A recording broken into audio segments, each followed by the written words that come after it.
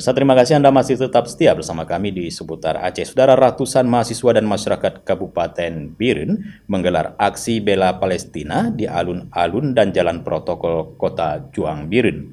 Dalam aksi tersebut, mereka juga melakukan pembakaran bendera Israel. Takbir! Kawan-kawan semua,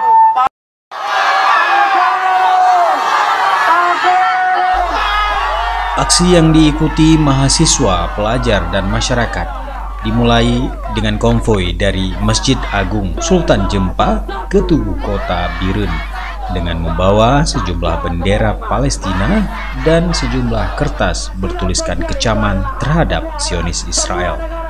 Aksi gabungan tersebut merupakan aksi pertama yang melibatkan seluruh elemen masyarakat dan pemuda di Biren untuk mendorong kemerdekaan Palestina. Ratusan masyarakat tersebut menyuarakan mendukung terhadap Palestina yang sedang menghadapi agresi perang oleh Israel.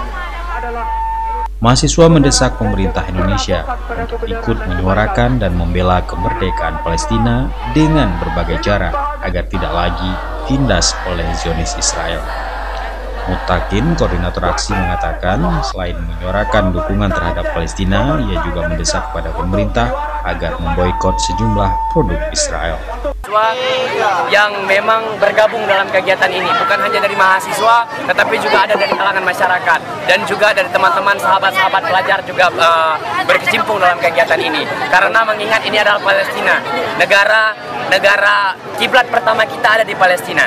Lebih kepada bahwasanya aksi ini menjadi bukti bahwasanya di Kabupaten Biren yang katanya kota santri masih ada pemuda yang memang berjuang untuk mendukung dan membela Palestina untuk merdeka. Harapan kami hanya satu, mungkin pemerintah juga angkat suara bahwasanya Kabupaten Biren yang dikatakan kota santri juga mendukung Palestina untuk merdeka. Dan kalau emang bisa, kami mahasiswa tetap mendukung pemerintah untuk memboikot makanan-makanan memang dari Israel. Dari Biren, Tim Liputan Aceh TV melaporkan.